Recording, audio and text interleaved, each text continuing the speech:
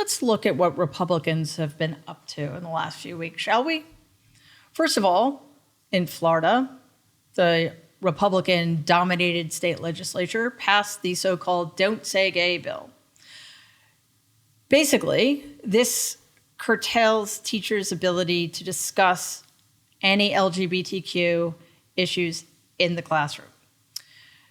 Besides being cruel and pointless, and probably not very First Amendment friendly, this law will increase bullying of gay and trans kids. It's going to push many of them back into the closet because they will be afraid to be their true selves, which in turn will make them much more prone to self-harm and suicide. In Texas, we have Governor Greg Abbott's anti-trans bill. I think that Abbott is in competition with DeSantis. They're always trying to out-asshole each other, I guess is the way to put it. But also, Abbott is up for a primary. He has a primary opponent in the upcoming GOP primary. And he's been accused of not being conservative enough, which point I'll get to in a second. Basically, though, this bill orders state child welfare officials to launch child abuse investigation into reports of transgender kids receiving gender-affirming care. So in other words, they're criminalizing parental behavior that is helping their children navigate what must be a very, very difficult and at times troubling and confusing journey to become the people they want to be. As for conservative, what the fuck does it even mean anymore in this context? There are no conservatives in the Republican Party anymore. Let's just call them what they are. They're fascists. They are no more conservative than Vladimir Putin.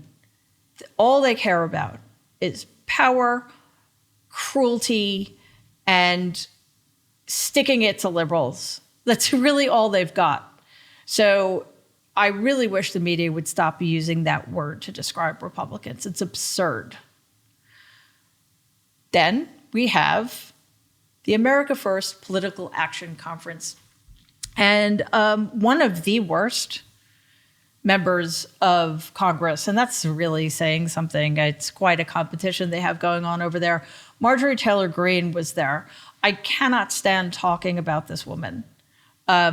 Unfortunately, for our sake, she is now mainstream Republicanism. That's what she stands for.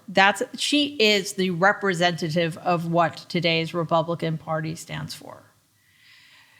Now, this conference she went to is hosted by a man named Nick Fuentes. He is a Nazi.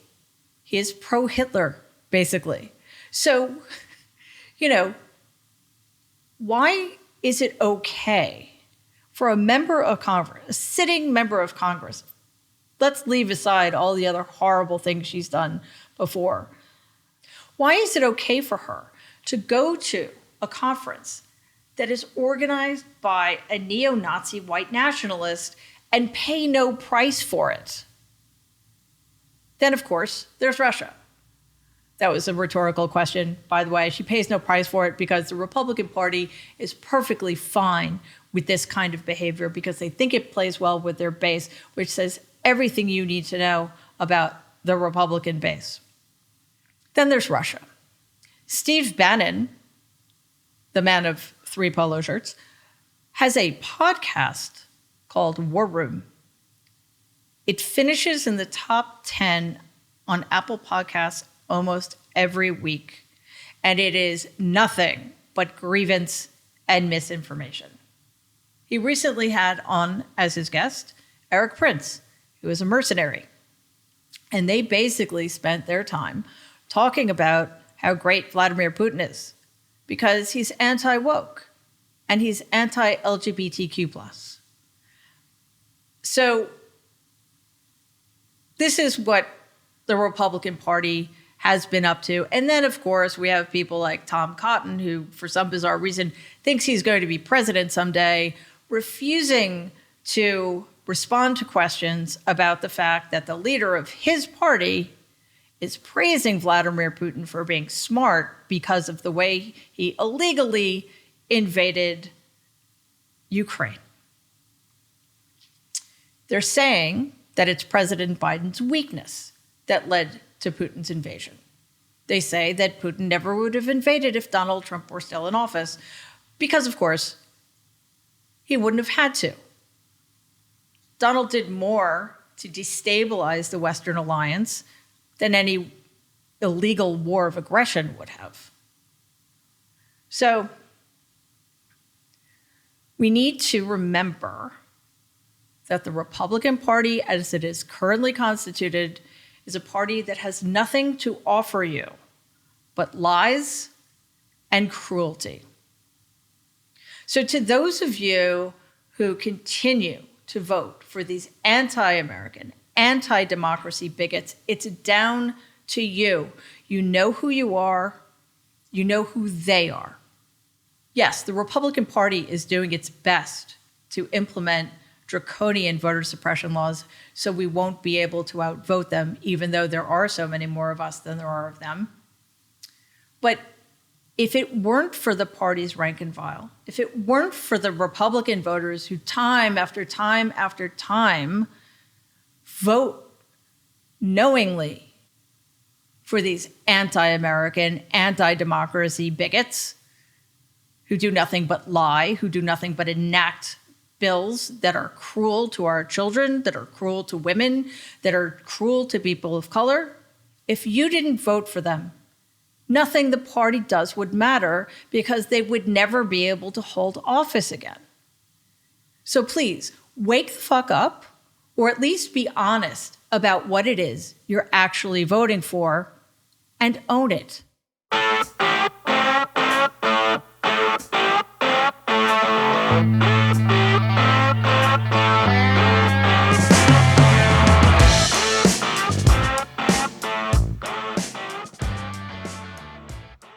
Today's guest is David Corn.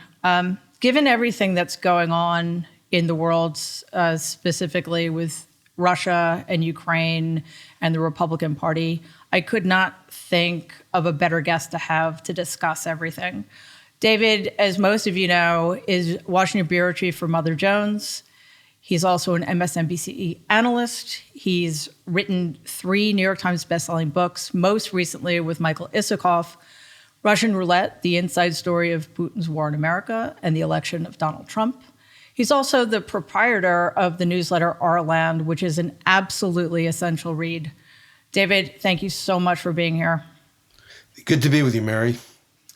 Yeah, it's actually, full disclosure, we've known each other for a while. We go way back, actually. Yeah, very secretly for a long time. That's right. I can say I knew Mary Trump before Mary Trump was cool. Before Mary Trump existed, practically. Before Mary Trump was Mary Trump, yes. Yeah. For most people. Can you remind me? I was trying to think. It was in early 2017, I think, that you first contacted me. I think it was when I'd have to go back and look. I've done this in the past, but I forgot. I think it was still during the campaign. I think it was towards the fall of 2016 when it was still possible to keep a certain person out of office. So right. I think that was when we first contacted one another, and you were, and we had a phone call or two.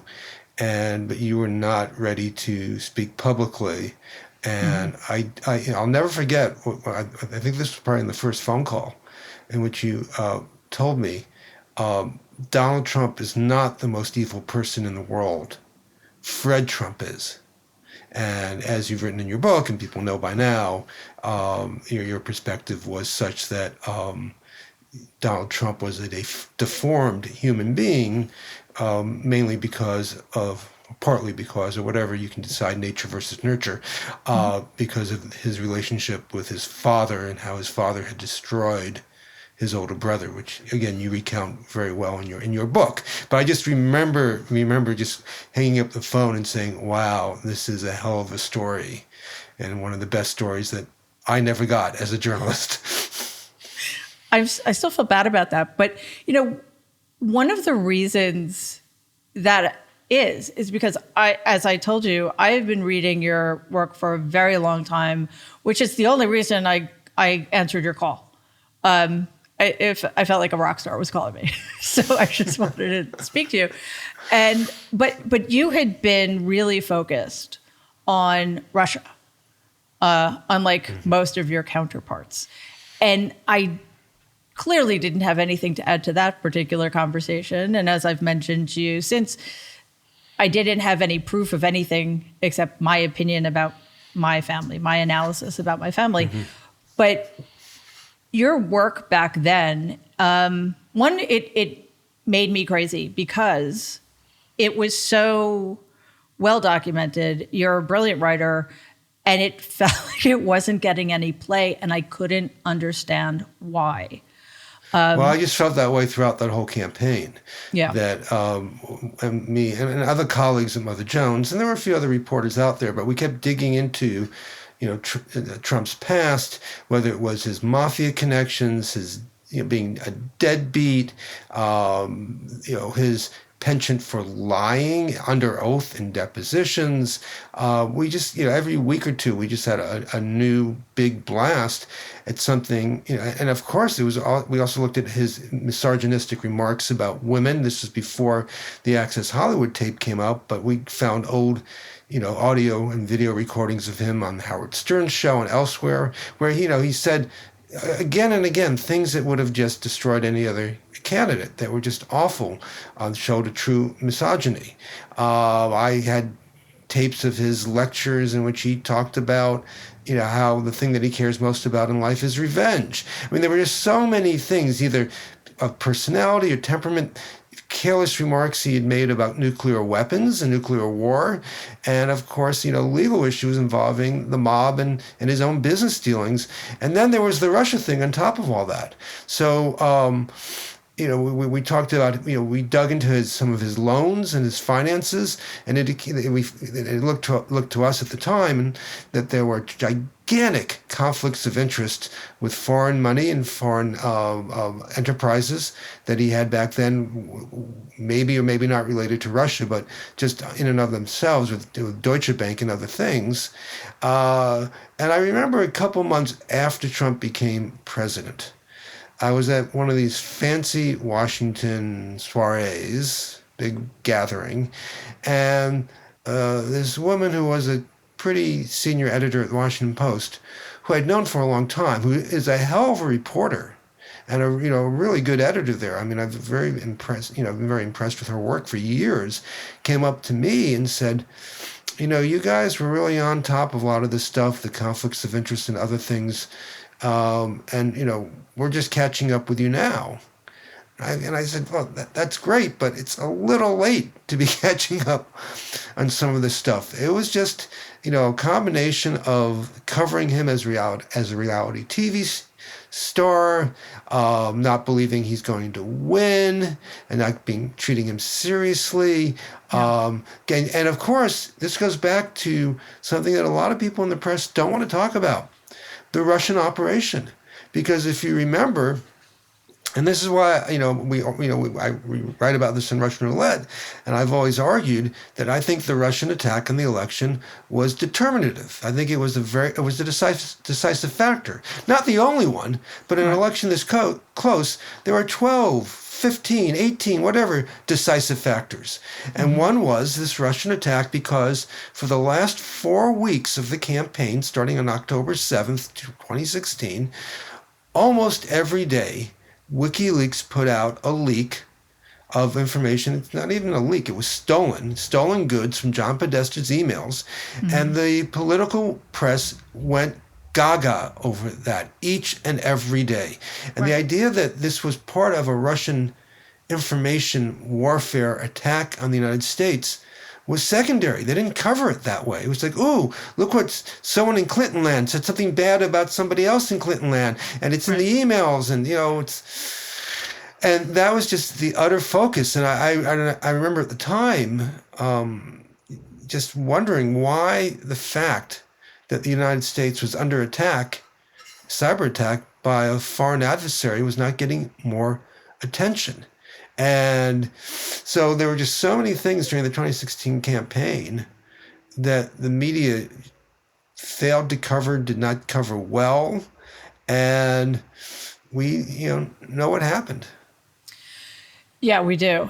But I think it's worth revisiting, not to torture ourselves, but because in some ways, things are worse. You said that in an election that close, anything could be determinative. And when it's something that's nefarious, that makes it much worse, of course. Mm-hmm. But we have to deal with the fact of those 62 million people that let it be close. And then we have to deal with the fact that another 12 million people in 2020 decided to throw their lot in with, I don't even know how to describe how horrible his administration was. So we have 74 million people now on board after knowing. Because in 2016, the only excuse you could make for a lot of these people is that they didn't know. You can't make that same mistake. So we do need to go back and try to understand. And I think the media absolutely deserve a large share of the blame. I often, in reading your stuff and a lot of the other articles at Mother Jones at the time, I felt like you guys were like screaming into the void, and your conversation with that person at the Washington Post kind of validates that sense, which is mystifying, is a polite way of putting it. But then we also have the fact that Mitch McConnell refused to partner with the Obama administration. So there is precedent for what's happening now in the Republican Party, right? Oh, definitely. I mean, back in, to remind our listeners and viewers, back in 2016, when it became clear in the summer of 2016 that Russia was messing in our election and they had done the first big dump of stolen material from the Democratic Party at the Democratic Convention in Philadelphia and create a rift between the Bernie people and the Hillary people and try to ruin the convention, which didn't actually happen, didn't succeed in that way, and the Clinton campaign got through the convention fine, but it was clear by that point that Russia was attacking, and the intelligence community and the White House knew this, and it was publicly known as well. And Barack Obama reached out to Mitch McConnell, who was the Republican leader of the Senate, and said, will you stand with me against this Russian attack so we can have a bipartisan and robust and fierce response to Vladimir Putin? And Mitch McConnell said no. And the reason he said no was because Donald Trump, his party's leader, the nominee at that point in time of the Republican Party, was out there saying the attack wasn't happening, while at the same time encouraging Putin's hackers to hack Hillary and get more information. And Mitch McConnell realized that were he to join with Obama, he would in essence be saying that the leader of his party was out to lunch, which he knew. And he's known it all this time. I know someone, who has worked, not presently, but worked with McConnell through some of these years. He says McConnell routinely referred to Trump as a moron. So he's never been fooled by Trump, but he made a very calculated decision to put political interests over the interests of the nation when the nation was under attack. And in part, and this is what's really interesting here and kind of almost diabolical, because Trump and McConnell didn't come aboard, that made this a partisan fight. And so when the media and others, and citizens out there look at this, it just looks like, oh, another fight in Washington. The Democrats say it's the Russians. The Republicans say, oh, you're crazy. It's not the Russians. And it colors the way the media covers this. Rather than, saying that McConnell and Trump are betraying the nation, it's now, he said, she said, typical Washington political mud fight. And that's how it gets covered. So, one of the great, it's not a secret, but I don't think what people often realize is one of the great tactics for people in Washington is you don't have to win your battle, on points or get the public to decide, that you're right. All you have to do a lot of the times is make it look messy. Make it look like there's a fight. Make it look like there are two sides. And then the way it gets covered and conveyed to the public takes away from the essence of the issue and undermines the ability of the nation to do anything about it.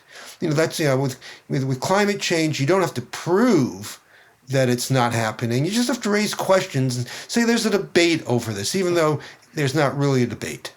And then the media doesn't do this now, but for many years with climate change, there's this side and that side.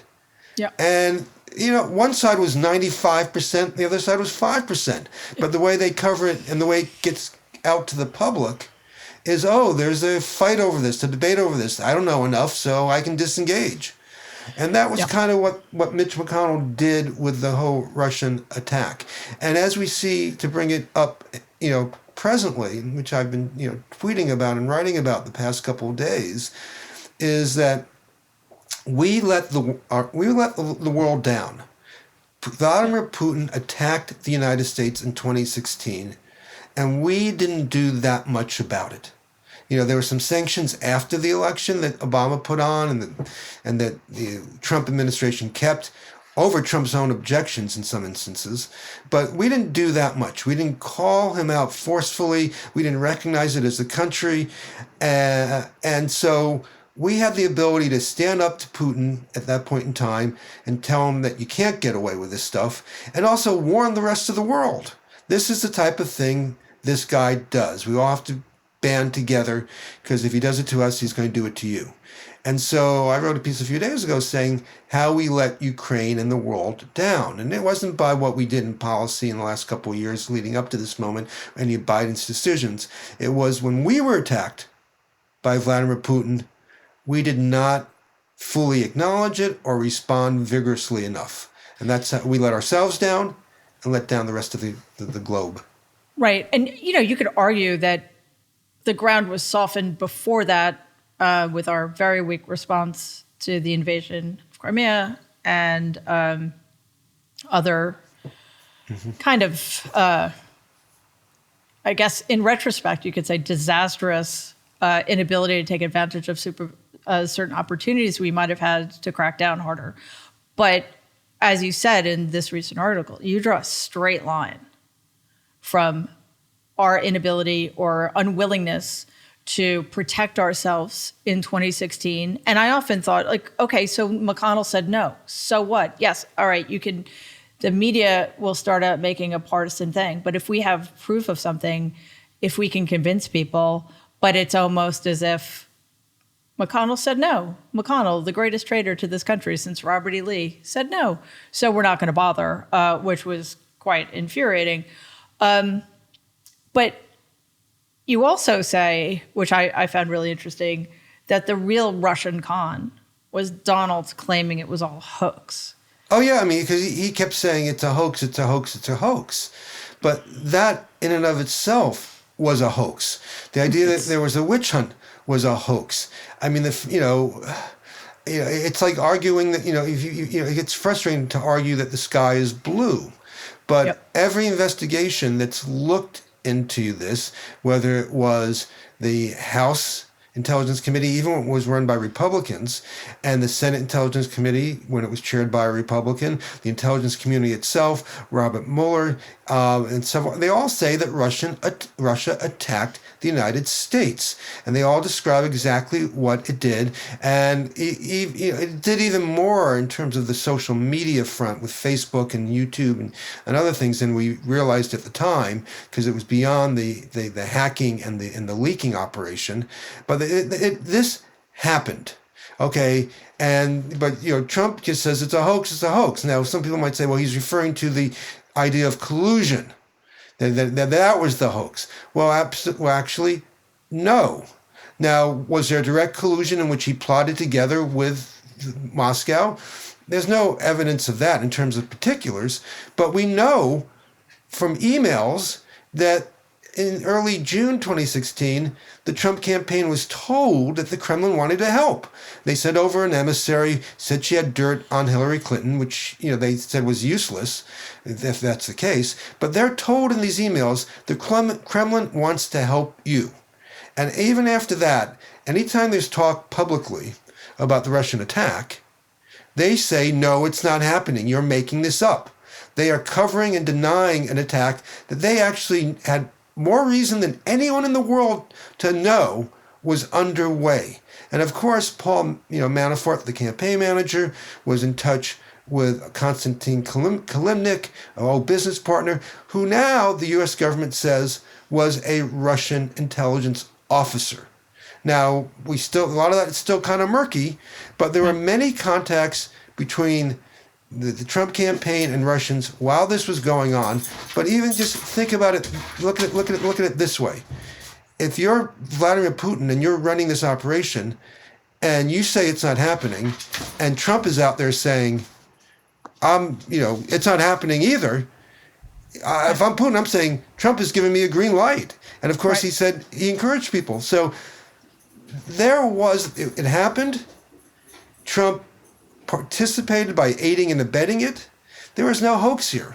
But yet they've done a great job, the Republicans, Jim Jordan and others, of trying to make it seem like it never happened, it was a witch hunt, and that this is all up for partisan debate. And they bring up the Steele dossier and other things that have nothing to do with the central elements of the case, that Russia attacked, Trump denied and covered up. And those things are undeniable. Mm-hmm. And yet we still, as a country, don't have a consensus narrative about this. There was in Watergate, eventually everyone came to believe there was a break-in.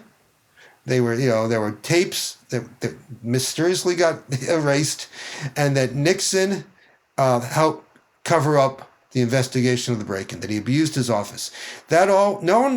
People might argue how important it was, whether everybody did it, and it took some time for everybody to understand that's what happened. Some Republicans and others didn't want to believe it and fought back. But eventually, I don't know, within a year and a half, whatever it was, certainly within 2 years of the break-in, that was all agreed upon. Right. 5 years, almost 6 years later after what happened in 2016, the Republicans still have done a great job of making this an issue of contention. Yeah. And your most recent edition of your newsletter is called How the Right Went From Wrong to Crazy. And I want to talk to you about that. But before that, some of this is calculation, not craziness. However, the context has changed. We're seeing now that the strong leader, almost every single elected Republican has been touting and supporting and holding up as somebody to be admired, is what most of us knew all along. He's a murderous dictator. Mm-hmm. He's probably insane. I'd love to hear your assessment of Putin's current behavior. Yeah. And he is he's broken international law. He has initiated an unprovoked war of aggression against a democracy. So I understand what they're trying to do, but how did they get out from under that? How do they, in the span of a week, mind you, I think a week ago, Tucker Carlson was still, saying that Putin was great and so was Laura Ingraham. How do we hold them accountable for that? Okay, well, there are two questions there. How do they get out from under it, and how do we hold them accountable? How do they get out from under it? Well, they lie, or they just don't, or they're just shameless. It turns out if you're a human being without shame, you can get away with a lot. You can do a lot. If you don't, I've always said that Mitch McConnell's superpower is the inability to feel even a scintilla of hypocrisy. Right. I mean, that's how he can get away with the Merrick Garland stuff. I mean, if you don't feel shame, you can really go pretty far in this world. Unfortunately, and I hope my kids aren't listening to this. But they're probably not. Yeah. So you look at someone like Tucker Carlson, who I used to do shows with on CNN, and we always got along, and I always thought he was a reasonable, mature adult. Like so many things in the Trump era, I don't quite understand what's happened here to him and his sensibilities. But nevertheless, he literally a few days ago was out there, saying, why should I, Putin's never done anything wrong to me, bad to me. Why should I care about Putin? And, he quickly is trying to scurry back to a position of some rationality and sense. But all these, all these people, were out there, basically, if the left and the liberals and the Democrats are saying Putin is bad, they just reflexively have been saying, no, Putin's great, or he's not so bad, or don't make this about Putin. You lost the election. It has nothing to do with Putin. Whatever it is, it's Putin, Putin, Putin. It's Russia, Russia, Russia. And for some, there is an ideological component to this. People like Steve Bannon and others who want to see, whether it's Christian nationalism, white nationalism, anti-immigrant populism, they look at Putin and they've seen him as an ally. I mean, 2 or 3 nights or 2 or 3 days before Putin invaded. Before he invaded Ukraine illegally, as you note, and targeting civilians, committing war crimes, indiscriminate bombing of civilian sites, and killing kids. A few days before this began, on his podcast, he and Eric Prince were on, and they were basically joking and go, well, Putin's anti-woke. Yeah, and Putin doesn't like LGBTQ rights. And which is a plus for them, of course. Yeah, which was like they were saying this as a positive. Yeah. This is why they like Putin. And, I've known Steve Bannon for years. I don't know Eric Prince, but I've known a lot of these people, and I don't fully understand. I mean, I know, I didn't know your uncle, but my uncle worked for your uncle, and the Trump organization, he was a lawyer there for. Did I not know that? You may not. We'll get to that in a second. Okay. But because I'll tell you the funny story about that. But I've known, whether it's Matt Schlapp and Mercedes Schlapp, who I used to be, friendly with. I mean, I used to like having friends on the other side of the ideological aisle, who I would argue with. I used to go to CPAC and get into fights with Wayne LaPierre, but it was always good-natured. Yep. Okay, and we disagree, and let's have a decent argument. But that's right. And I always thought these people were wrong, not crazy or evil, or whatever you want to call it. Exactly. I thought they were just wrong, and people were wrong, and you can still have a relationship with someone who's wrong. But as I wrote, in the piece that you just cite, if you look at CPAC of the last couple of days, in which you have people there, particularly Marjorie Taylor Greene, who had just been at a pro-Putin neo-Nazi rally, and then she gets hailed by Donald Trump, and you have people there like Donald Trump Jr., your cousin coming out and like we're in the middle of the war. Nice. We're in the middle of a war, and what does he start to do? He comes out, and the first thing he does, he starts making jokes or denigrating comments about Hunter Biden and his drug addiction. It's like Yeah. How would you think that was appropriate thing to do while missiles are raining on civilians who are trying to protect and defend democracy against Putin? And you just and so it seems to me that I wrote this piece that when you look at whether it's Steve Bannon or you look at the people who are at CPAC, they've gone from wrong to crazy. This is all led by Donald Trump, but you can't blame Donald Trump because they've all made this decision. And you go back to the 74 million Americans who voted for Trump, and the problem, I've always said, the problem is not Donald Trump. He's a symptom. The problem are those 62 to 74 million Americans and all these conservative, advocates who are, fall in behind Trump. Yeah, I agree. I had Tara Setmeyer on last week, former Republican strategist, now independent, and she said similar things. She used to be friends with Kellyanne Conway, and she used to hang out with all those people, although she was on the same side politically and policy-wise. And I said to her, you and I probably disagree about practically everything, except for the fact that we're both pro-democracy. And I think it is very important what you just said. Donald Trump didn't change anything. He just revealed the Republican Party to be what it has been for a very, very long time. And, you mentioned people like Schlapp and Bannon. I think some of them are just very happy they don't have to pretend anymore that they aren't white supremacist, homophobic, racist, et cetera, et cetera, et cetera. And some of them are just opportunists, right? But you mentioned Steve Bannon's War Room, and you said, if your unkempt uncle were standing on a street corner screaming about this stuff, you might feel bad for him, but you wouldn't pay any attention to him. I too have watched a little bit of Steve Bannon's. I couldn't handle it for more than 2 minutes, to be perfectly honest, because it made me, one, he made no sense. As you wrote, he's incoherent. He's just throwing out all these buzzwords. Two, it's boring. He's just rambling. Why?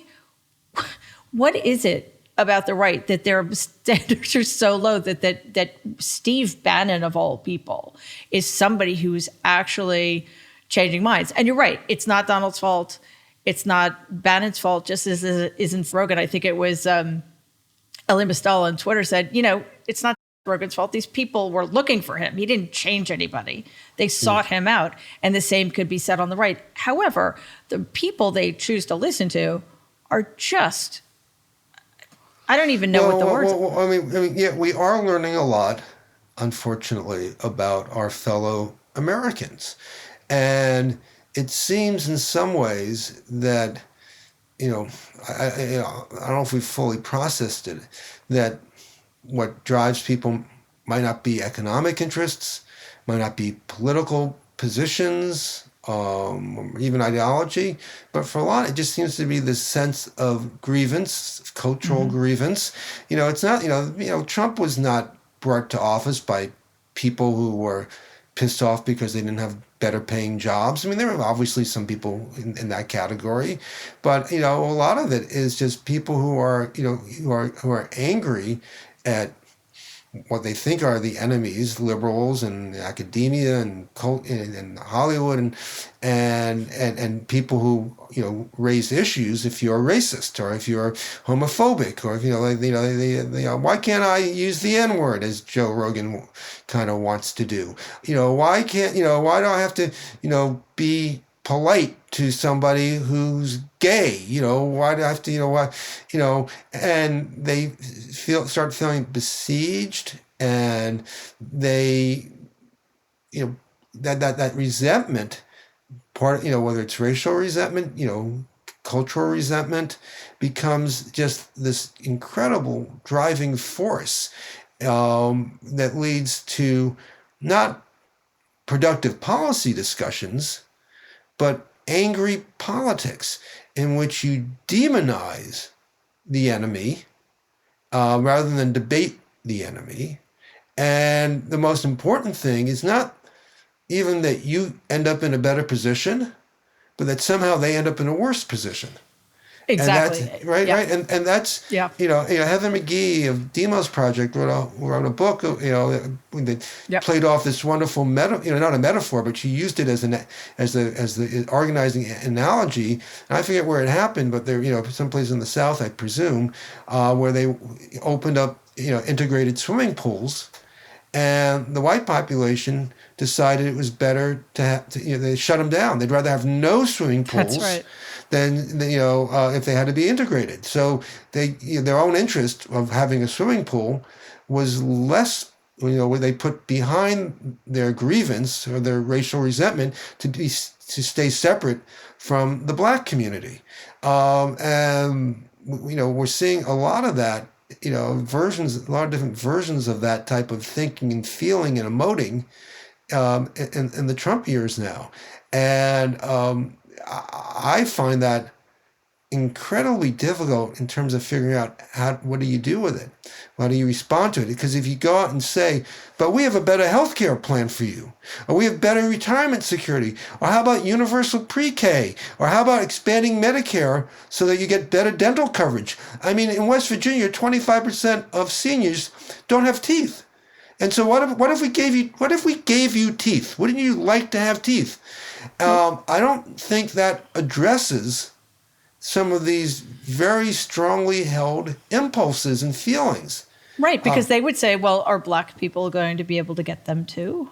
Yeah, they might. I'd rather just have gums. Yeah, and so now I think you still have to try, because I think around the edges you can get people like that. And I think there are Democrats, if they're, who can sort of try to address these people in certain ways and sidestep some of the grievance-dominated politics. So, but I think ultimately the core of that part of America, to use one of their words perhaps, needs to be segregated. I mean, we need to sort of, ostracize, keep them down in terms of political power, and so we can deal with climate change, income inequality, better health care, mental health care, all these things that we need to address, because you see this amongst Republican members of Congress. I mean, are they proposing anything? I mean, no. They don't like Obamacare. Do they have something different? They don't like the infrastructure bill. Do they have something much different than that? I mean, yeah, they propose different tax cuts. They always are proposing tax cuts. But, climate change, do they have any plan for that?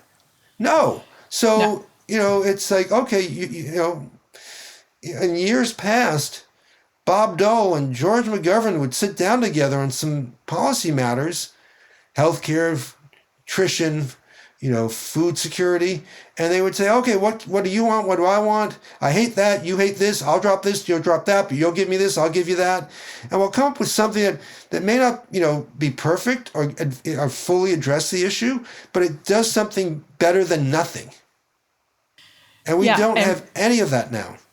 We can't. They're a policy-free party, and they're you said a lot there that is important for people to grapple with, because these are not normal times. How do you work with a party that is all about grievance, has no policy? You can't. So you're right. I think they do. We need to contain them. And I think that, that was the one of the purposes of liberal democracy, is you kind of, that 22 to 26% of the population who are the worst among us. Yeah, they can vote, but you don't give them any real political power. But with Donald, that disease of white supremacy did metastasize. I think that's the only way to explain that 74 million. So we do need to figure out how to contain them again. But when you talk about grievance, and you mentioned Donnie talking about Hunter Biden, projection is such an effective tool, because, clearly Donnie is going after Hunter Biden because he knows that he's the failed son. Yeah. And he needs to deflect. But more broadly speaking, they are always accusing us of what they're doing. And how do you fight against that? Well, Trump is a wonderful con man, as you long know, and a lot of that is basically screwing with reality. You have to be able to say things that you know are not true, or that are not true. I'm not sure whether you know or not, but with just complete conviction, and you have to have also willing marks who want to believe this. So, we have a lot of marks out there, and he has been, and the people around him have been willing to say anything. So they get out there and they, and while they're, rigging the system in terms of voter suppression and trying to put people in charge of election counting, they're out there accusing, the Democrats of rigging the system. I mean, Marjorie Taylor Greene and others keep saying, I know the election was rigged. And then you say, the simple question after that is, how? Who did it? What's your proof? And they will say, I just know. Yeah. And, belief is more powerful than facts. That's and right. Information. People are saying. People are saying people want to believe what they want to believe. And, and then to the next level is Trump and others come out with these phony statistics. Well, this happened, that happened, this happened, that happened.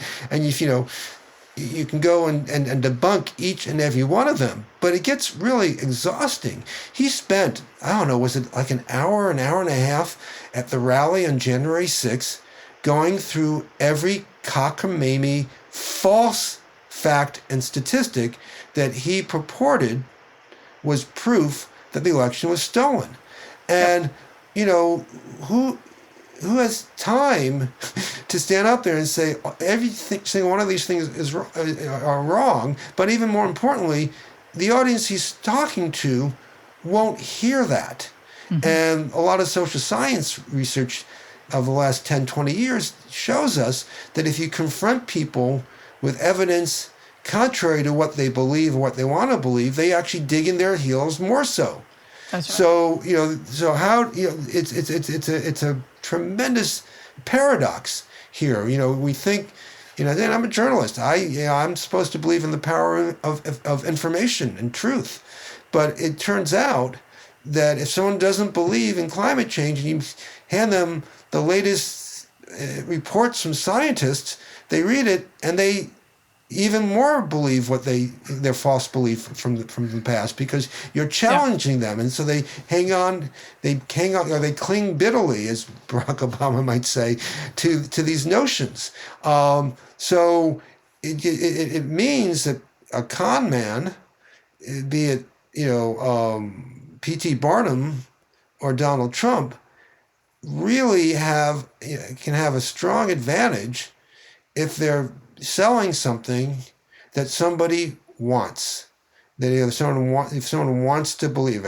If you feel the urge to be racist and you want to, you're gonna listen to this. If you think the world's against you, and someone comes along and says, well, the world is against you and these are the bad people and I'm going to beat them up and I'm going to be an asshole about it. I remember, I'll tell you, something.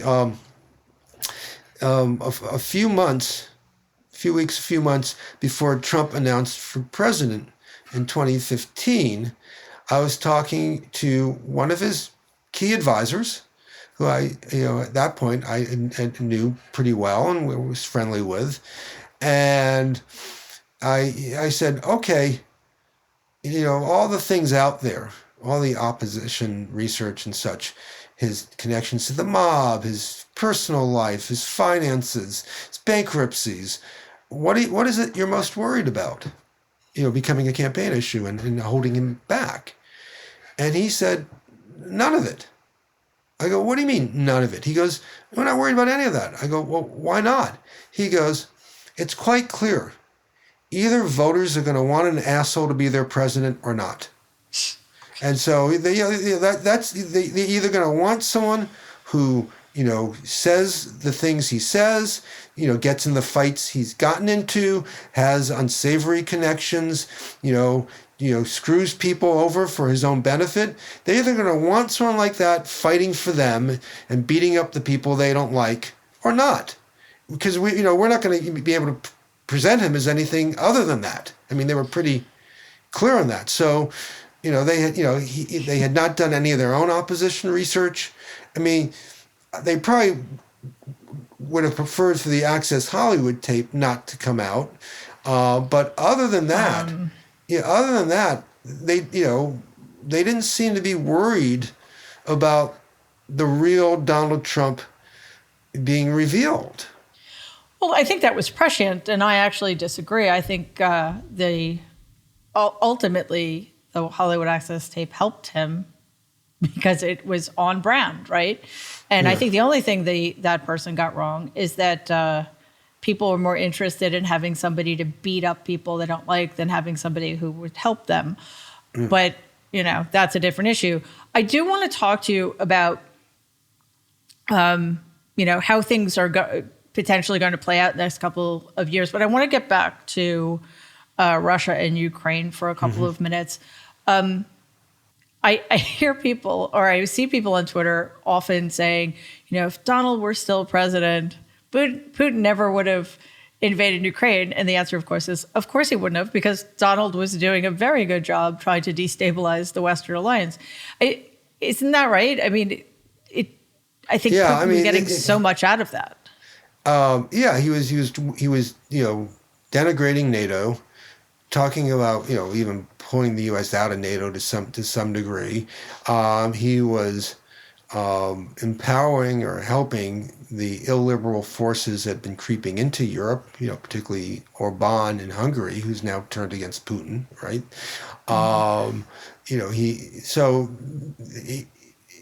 They point to some of the sanctions against Russia, but a lot of those were, as I said earlier, were enacted over Trump's objections. Right.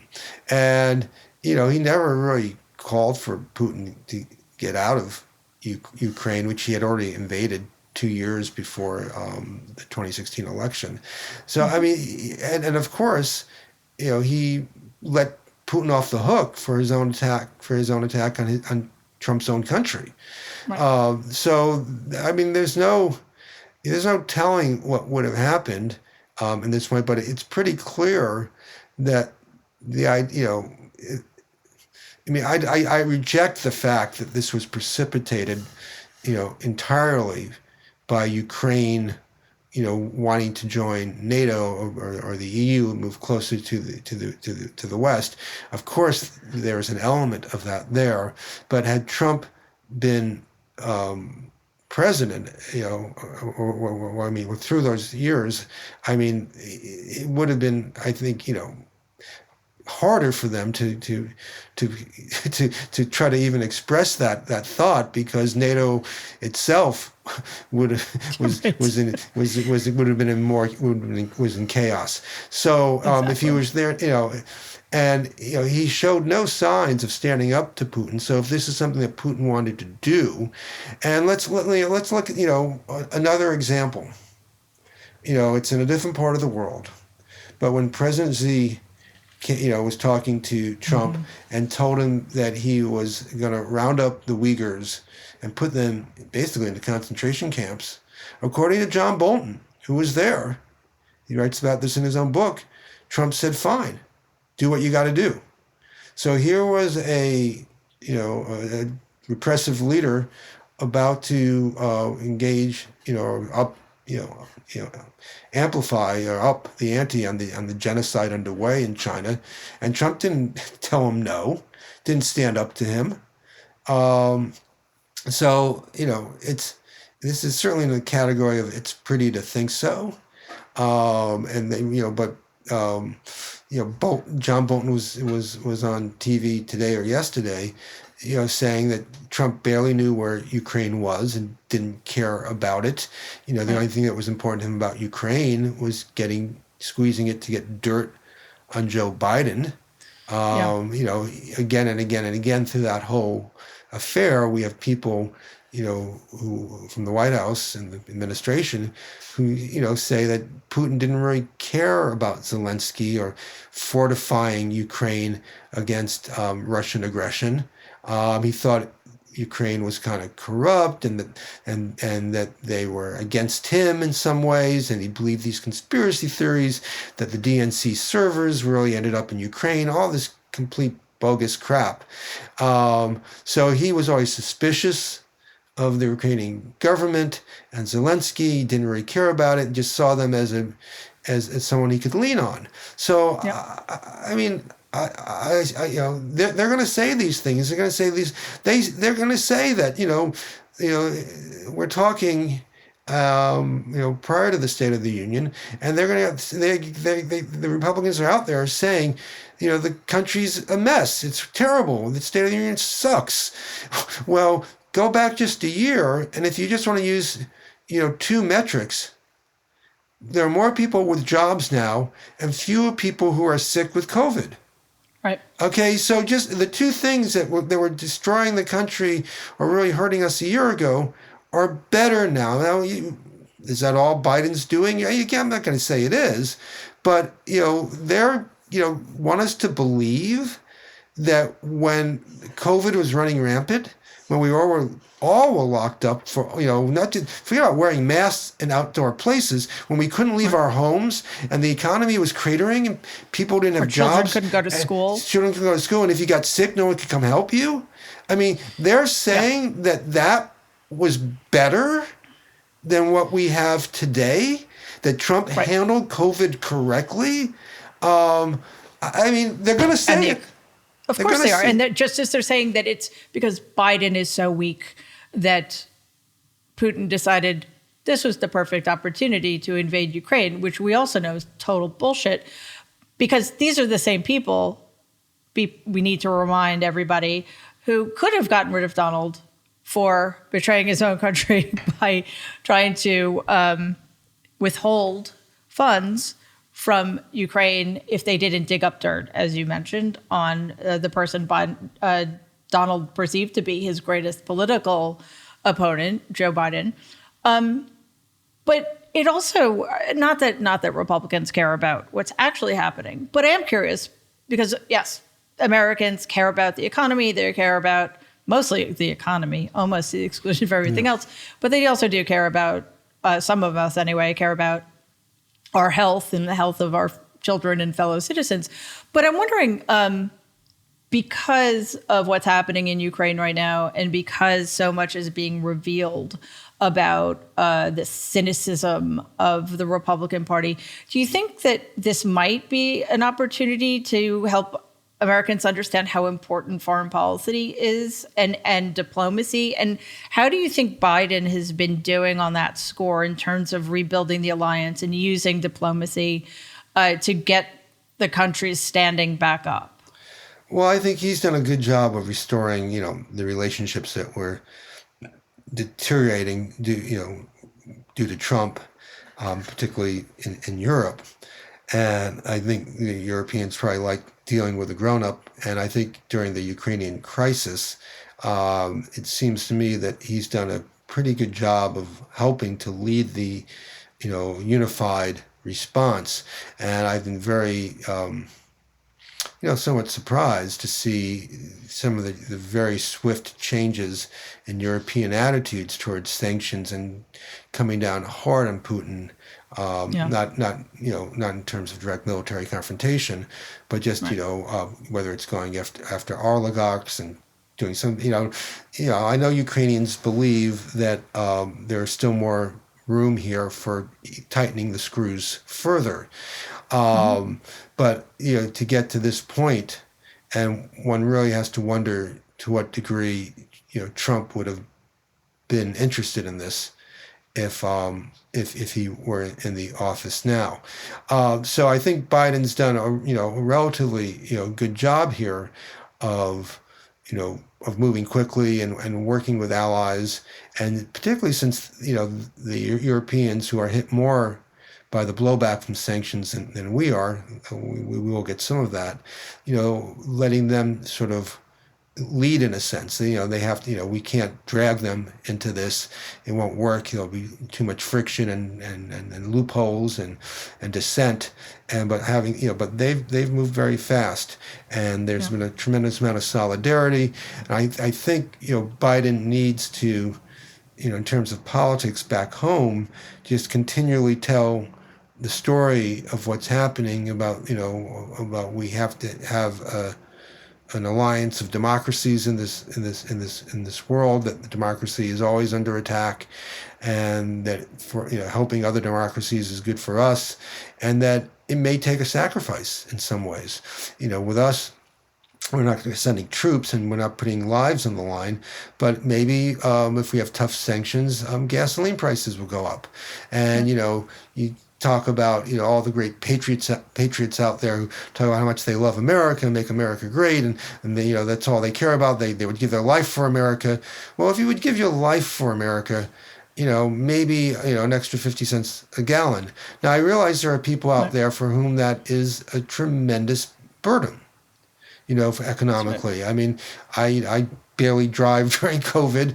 I personally won't feel it that much, but I know for some people in rural America, particularly, it is a burdensome. But but at the same time, it is it's the Democrats who over the last 10, 20, 30 years who are giving more bigger tax breaks to middle-income Americans and tax credits to low-income Americans. And so if we're going to bear the brunt here, having a progressive tax policy that maybe helps people, a payroll tax, reduction or freeze to help with the tax with the gas bill might be smart as well. But you got to just he has to just continually tell his story and make it real for people. I mean, Zelensky is helping a lot. I think there's a tremendous amount of solidarity around the world, which is truly heartening to see. And Biden needs to, connect Americans with all that. And it's also a perfect opportunity, not that this has anything to do with Ukraine, but gas prices go up. Guess what, guys? We have something called Build Back Better that would have helped you in times when the economy isn't so great or gas is more expensive, but every single Republican voted against it, et cetera, just as almost every single Republican has been on Putin's side until 5 minutes ago. So I think there are a lot of opportunities there, but I'm wondering, I know that there's probably some frustration that troops aren't being sent in by NATO, but there are obvious reasons that can happen. Do you think that even though the sanctions and some of the moves, like vis-a-vis SWIFT and the seizing of assets, which I think is really important and will work more quickly, but do you think that maybe it's going to have to be people surrounding Putin to make him stop in whatever way that's going to happen? I'm not a Putin expert, not a criminologist. I know a little bit about Russia from working on the book I did. And I think at this stage, I listened to a lot of people. I talked to a lot of people. And it seems that nobody has a good idea. What Putin, at least in terms of how Putin envisions the end game here. I mean, you think about Ukraine, you think about how does one occupy a country if its population is opposed to you in this day and age, when there's social media, is he really going to go in there and create an East German-like state? For me, that's just too much work. That's just like a lot of work. That's going to require hundreds of thousands of people, doing things, and what are your odds of success? Afghanistan was a much different type of project, but they failed there, of course, after being in there for, I don't know, was it 15 years or so, whatever it was. Yeah. It's so does he think he can just, or is Belarus the model that he thinks he can go and put in a puppet regime and that the people there will not rise up against it and to keep that puppet regime? And I mean, look what happened. Ukraine has a pretty good history of rising up against people, dictators or corrupt leaders. They did this in 2014. So I think right now, as of this nanosecond, you and I are talking, that the big question is, how does Putin see this possibly, conceivably ending? I think the problem I don't know if anyone knows.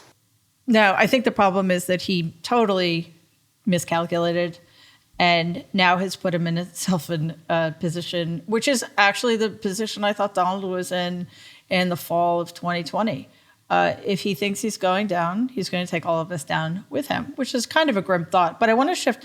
I have two questions that I always like to end this with. But before we get to that, I do really quickly want to ask you about the Republican Party going forward the next couple of years. Do you think that the Republican Party, or let me put it this way, Trumpism, so-called, needs Donald, or have they demonstrated that they don't need him to perpetuate the kinds of, I don't know if you want to call it governance, but the kind of politics that he espoused? Yeah, I think Trump, and I always say Trumpism is the issue, not Trump. Right. I think Trumpism is not going away.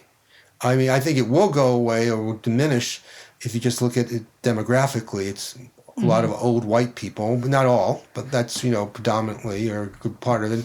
And so, there will be a demographic shift due to the, nature of biological laws if we don't blow ourselves up before that.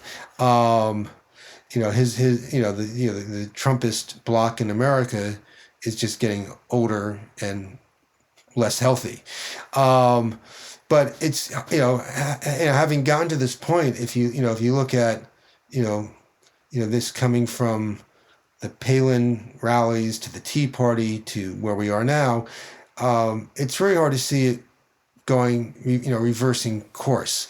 And so even if Trump doesn't run or something happens to him, you see, this is where all the energy is in the Republican Party, whether it's DeSantis or somebody else trying to, capture this politics of grievance and resentment, racism, homophobia, however you want to see it. And, I don't see like the moderate Christine Todd Whitman or even the Chris Christie coming back and saying, "Oh, I can play on this field now." I think it's totally tilted, and it's not going to, it's not changing. Yeah, I agree. The one thing though that I'm not so sure about is I look at the field and I can't think of one person who has that. It's charisma. Donald has charisma, whether we like it or not. Does anybody on that side have that? Because I think that seems to be one of the main things he has going for him. Yeah, but I think there'll be, whether it's, Noam from South Dakota, Kristi Noem. I mean, there are, DeSantis doesn't have charisma, but he is very crafty. And the thing is, like, you're not going to replace Trump with Trump. You're going to replace Trump with someone who is better in certain ways and worse in certain ways. I mean, imagine if Trump had a true attention span and was less impulsive. I mean, just those two things alone would have made him so much more dangerous. And so whether you have like someone like DeSantis who may not have the charisma and the showmanship, but who has impulse control and a wiliness that's more disciplined, could make up for not being as good a carnival barker as Trump is. Yeah, well, that's we're in for a rough ride, which is saying something because we've been on a rough ride for a long time now. And that brings me to the next couple of questions. Because, as a journalist, you're mired in things in a way that most people aren't. And, since I've sort of been mired in it a bit myself, it can be exhausting and demoralizing. Yep.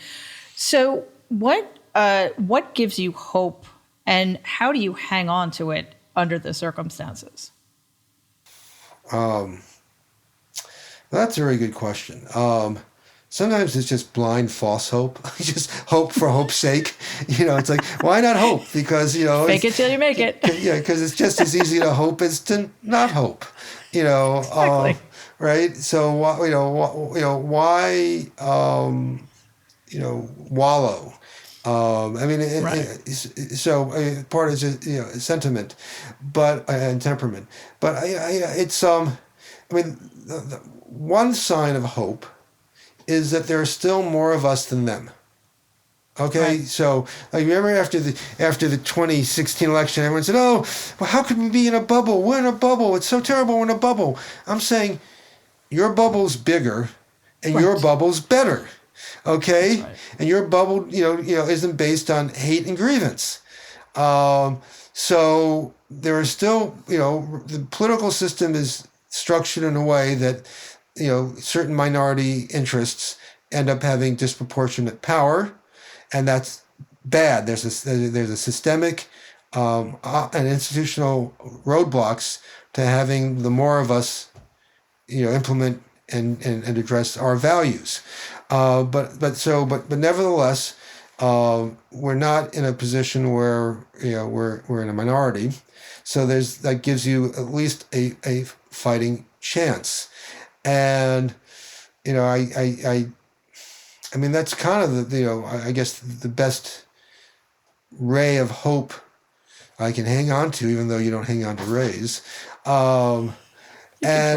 And I do think, if you look demographically, I don't want to sound all cliche-ish about young people, but demographically, the generations coming up are smarter, more tolerant, better, care more about, addressing climate change and willing to, do what has to be done. So I'm hopeful that if we can prevent, permanent damage or ultimate damage, that, maybe the next, line or two coming up can make some progress. Yeah, and it is extraordinary that the generations coming up are so determined, given the terrible hand we've dealt them. That does inspire hope, actually. David, I am so grateful that you came on today. There's a lot going on, and I've always appreciated your perspective and the depth and the breadth of your knowledge. So everybody, please read David's work at Mother Jones. You're really prolific. I was trying to look back at some of the articles that you wrote before the 2016 election.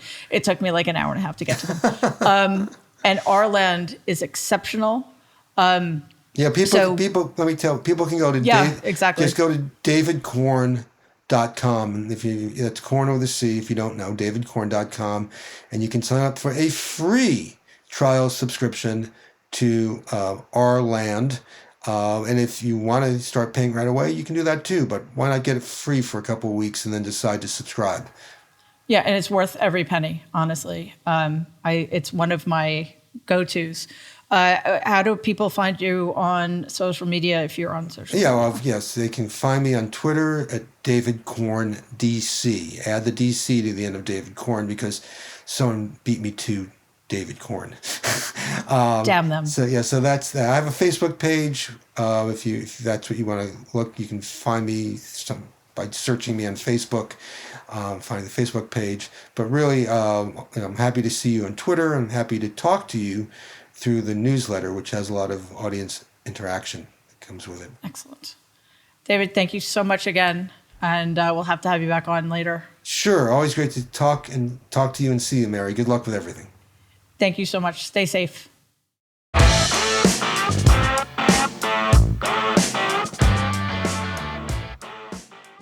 Okay, now it's time for me to answer your questions. I love hearing from you. So if you have anything you want to ask me, please send an email to mary@politicon.com, and I'll get to as many of your questions as I can next week. This is from Janet in Esquimalt, British Columbia. In Canada, we are having several trucking protests that are receiving a lot of money.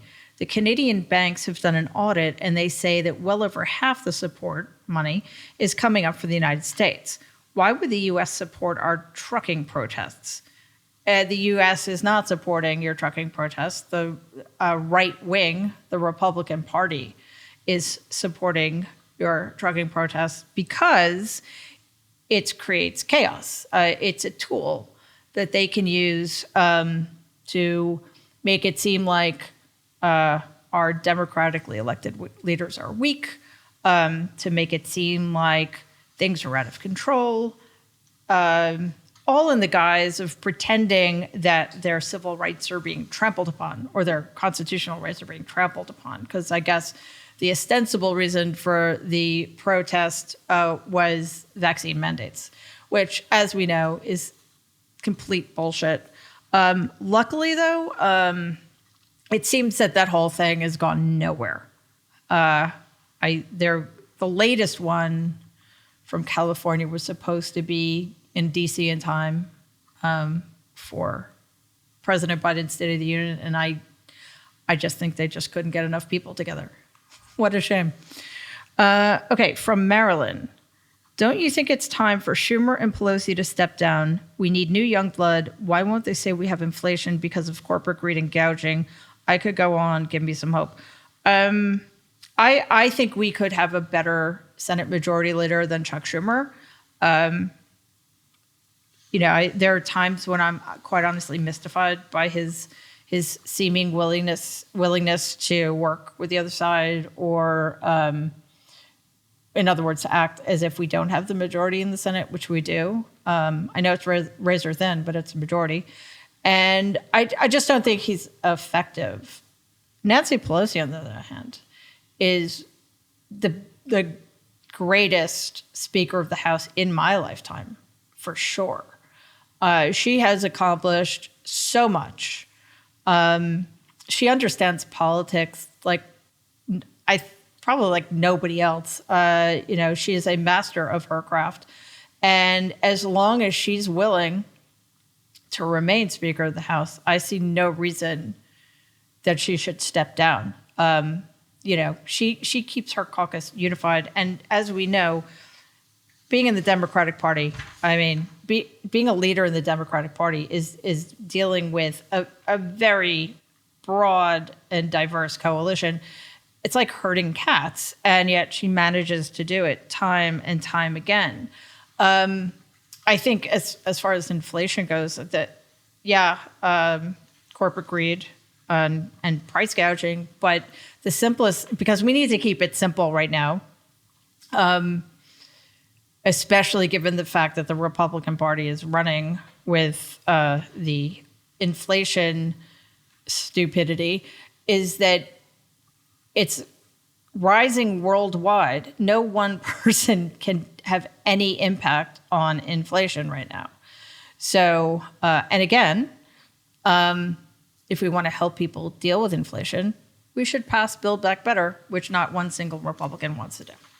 From Chris, I get so many requests for money for candidates. I'm never sure what is and is not a scam, like Donald's crap scams to rip people off. How do I tell? Yeah, that's a really good question. I think you need to find established entities like Act Blue, so you can be assured that your money is going where they say it's going. But it's a very good question, and I'm actually trying to figure out ways to make it easier for people, one, to identify which races that are most worth supporting, or what candidates are most worth supporting, and what races are most worth donating to. And also, how to find organizations that are doing a really good job and who, spend as much of the money they receive as possible after overhead for the purposes in which it was given. From Anastasia, I understand free speech, but if you can't scream fire in a theater, shouldn't there be a similar case for news reporting? If it's not the FCC's job, is it anyone's? Yeah, I've wondered about this. I have lawyer friends who tell me it's a First Amendment issue and it's curtailing such speech is a slippery slope. But on the other hand, I think that outlets like Fox use that as cover to spread as much misinformation as humanly possible. You cannot tell me that Tucker Carlson or Sean Hannity or Laura Ingraham are journalists. These are show hosts, game show hosts, you might say. They're not interested in the truth. They're not interested in facts. They're interested in ratings, and they're interested in creating as much division and chaos in this country as possible. I think mostly because it's good for their bottom line, but also because Rupert Murdoch is one of the most evil people in the world, and he's done the most to weaken, if not destroy, democracy in Australia, the United States, and Great Britain. I don't know. I think it would be up to Congress to reinstate something like the fairness doctrine, but I'm not really sure how they would go about that. I don't think they can at the moment because things are just too evenly divided. We need larger majorities in both the House and the Senate. From Lori in Mumbai, given the current climate, do you truly believe the division in the U.S. is reparable in our lifetime? Yeah, I do. If I didn't, I wouldn't be doing this. I wouldn't be speaking to people like David Corn or Tara Setmeyer or Malcolm Nance, because not believing that is to give up hope. So I refuse to cede any ground to anybody. I refuse to say it's over before it's over. Yeah, we have a lot of work to do. But as David said during our interview, there are more of us than there are of them. It doesn't always seem like it. They're louder, they're meaner, they don't play by any rules that civilized people would want to play by. And also, as David mentioned, they're trying to rig the system in a way that renders us weak and erases our voices. But to think that the situation is irreparable, I think also gives them power. So I am going to fight until there's no point in fighting anymore. But I also don't believe that's ever going to happen. I mean, I have a kid. I refuse to concede that this Republican Party, these fascists, are going to destroy my country and our democracy simply because they want nothing but power and don't care about other human beings. I am not for 1 second going to allow that to happen insofar as I can have anything to do with it.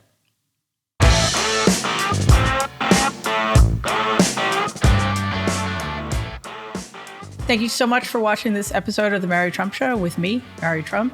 And thank you to my guest, the great David Corn of Mother Jones and Our Land, for joining me today. It was an incredible conversation. I'd love to hear from you. So if you have any questions for me for next week's episode, you can send me an email at mary@politicon.com. I love answering your questions, so keep them coming, please.